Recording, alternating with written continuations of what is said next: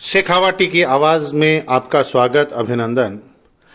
आज हम करते हैं बात वरिष्ठ पत्रकार श्री विजय कुमार शर्मा के साथ, पूर्व विधायक और फतेहपुर विधानसभा चुनाव में मजबूती के साथ घर घर जाकर के लोगों से मिल रहे और अपार जन समर्थन प्राप्त करने वाले 2013 में विधानसभा चुनाव में फतेहपुर शेखावाटी में विजय श्री प्राप्त करने वाले पूर्व विधायक श्री नंदकिशोर महरिया से, जिनके द्वारा सीकर जिले के अंदर जेजेपी के गढ़ के रूप में फतेहपुर शेखावाटी को मजबूती के साथ आगे लेकर के जाया जा रहा है।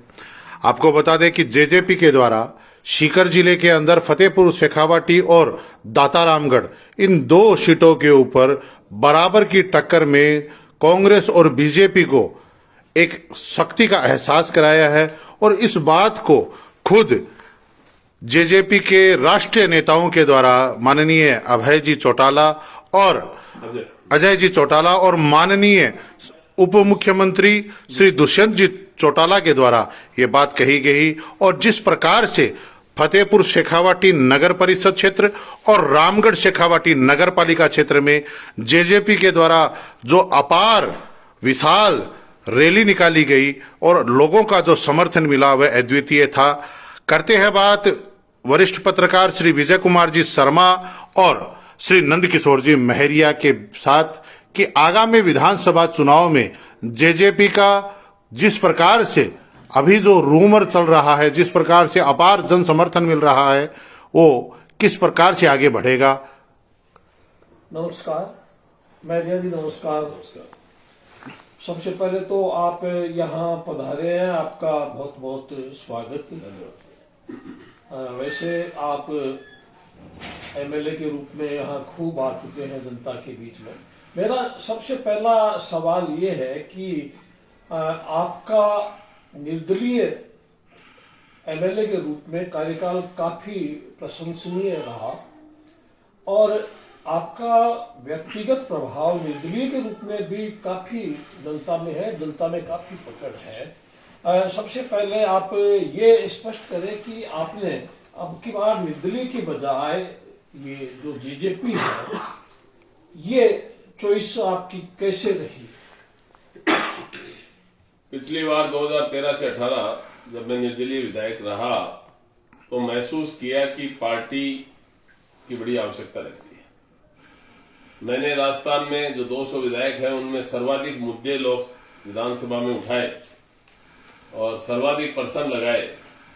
उसके बाद भी एक पार्टी की जो कमी है वो हमेशा खलती रही। पार्टी के साथ होने से, पार्टी के बैनर पे होने से व्यवस्थाएं अलग रहती हैं, विधानसभा में भी अलग रहती हैं, दूसरी जगह भी अलग रहती हैं। जननायक जनता पार्टी जो है वो किसान, युवा और हर वर्ग की बात करने वाली पार्टी है। आज जननायक जनता पार्टी जो हरियाणा में सरकार में शामिल है, उसने वहां दबाव बना के खुद की तरफ से, उनके मैनिफेस्टो में ये था कि वृद्धावस्था पेंशन बढ़ाएंगे और आज वहां 2750 रुपए वृद्धावस्था पेंशन करवाई है। हमारे यहाँ मात्र 1000 रुपए मिल रहे हैं और यहाँ भी जेजेपी का मैनिफेस्टो यही है कि कम से कम 3000 रुपए, वैसे 5100 की बात कर रहे हैं कि ये वृद्धावस्था पेंशन होनी चाहिए। इसके अलावा जैसे खिलाड़ियों को आज हरियाणा में 6 करोड़ रुपए दिए जा रहे हैं, अगर कोई ओलंपिक में या इंटरनेशनल मेडल आता है तो अपने यहाँ सिर्फ 25 लाख दिए जा रहे हैं। ऐसे ही 14 फसलें एमएसपी पे खरीदी जा रही हैं। हमारे यहाँ एमएसपी पे मात्र 2-3 फसल खरीदते हैं और वो भी ना के बराबर जो खरीद लेते हैं उसका पैसा भी 3-3, 4-4 महीने तक नहीं आता है। वहां 3 दिन 5 दिन में पेमेंट हो रहा है, ऐसी व्यवस्था है। तो हम चाहते हैं कि ये जो युवाओं का, किसानों का मामला है, इस मामले में जेजेपी का जो सोच है और जो उनका मैनिफेस्टो है वो अभी जनता के सामने आएगा।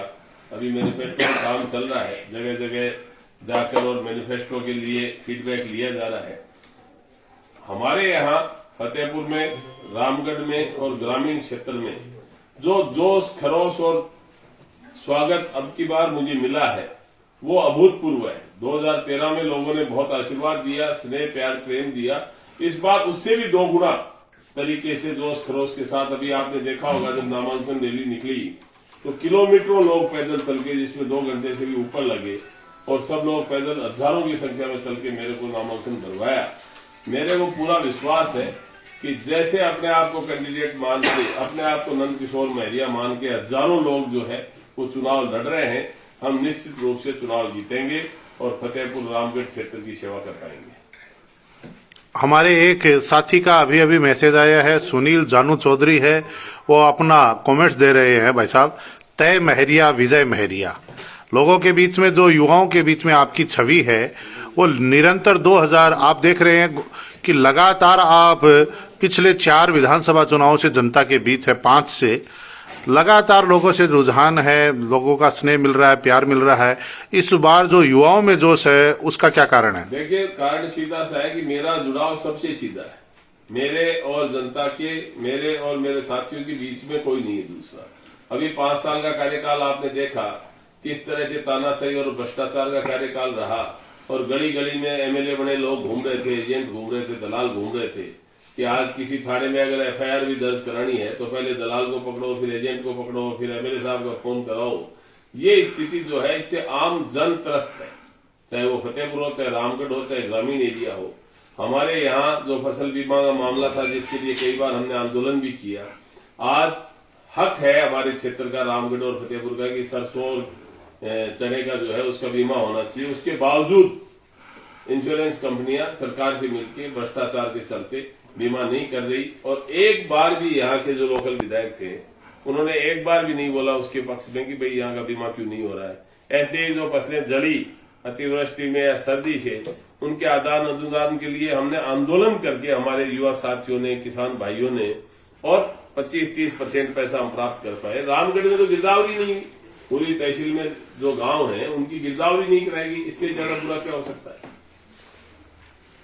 देखिए, आप पिछले वर्षों में, मैं खासतौर से कहूँ, आप जब यहाँ एमएलए थे तब तो आपका जुड़ाव था ही, लेकिन पिछले 5 वर्षों में भी आपका जनता से काफी जुड़ाव रहा है। जनता की समस्याओं के लिए आपने संघर्ष किया है।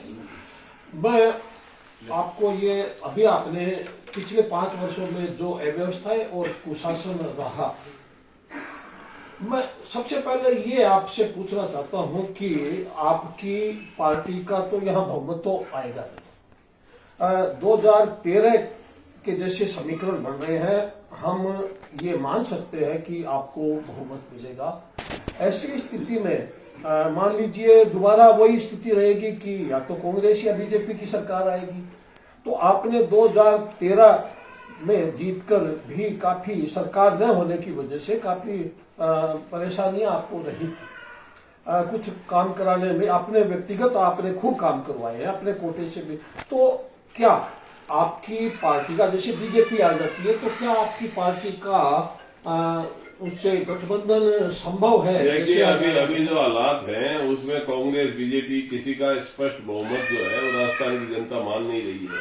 बाकी तो 25 तारीख को जो वोटिंग होगी, 3 तारीख को रिजल्ट निकलेगा, तब तय होगा। और ऐसी स्थिति में बीजेपी या कांग्रेस का बहुमत अगर पूरा नहीं आता है, और आता भी है, तो जेजेपी पार्टी की सहभागिता अगर सरकार में रहेगी, तो जो कि मुझे लग रहा है कि निश्चित रूप से होने वाला है, तो हमारी पार्टी और हम लोगों के काम जो है वो टॉप प्रायोरिटी पे होंगे।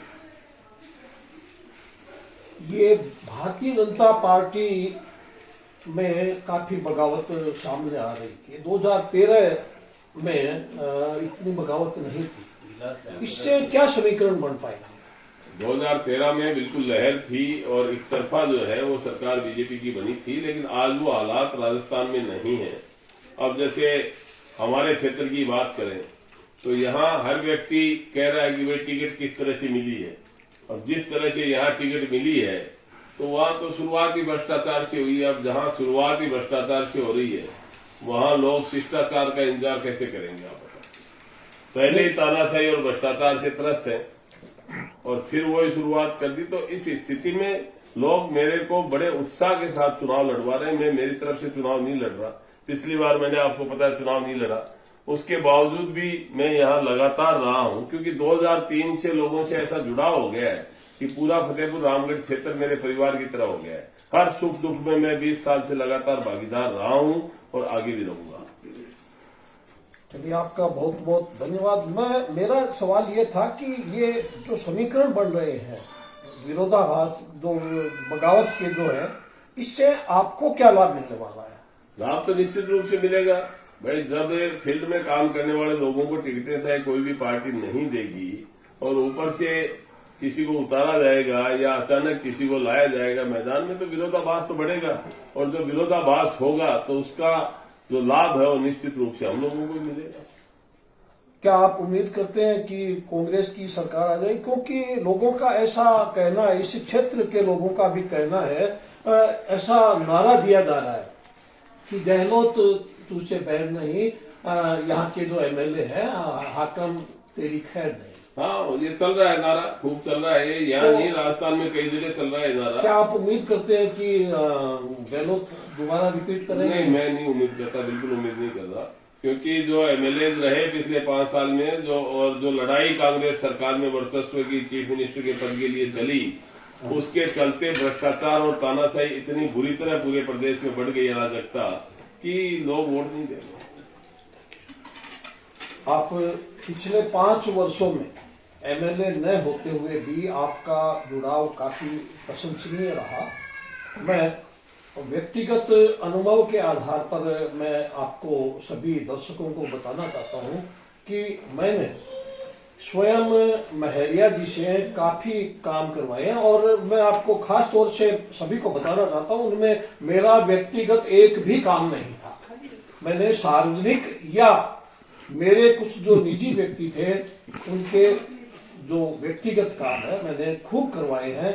मैं इस बात से इनकार नहीं कर सकता और इस नाते मैं हालांकि अन्य जो प्रत्याशी आए हैं मैं उनके बारे में कोई कमेंट्स नहीं करना चाहता, लेकिन जो मेरा अनुभव है इनके बारे में एक कर्मठ और ईमानदार और जनता से जुड़े हुए, धरातल से जुड़े हुए आप व्यक्ति हैं और निश्चित रूप से आपका जनता में अच्छा प्रभाव है।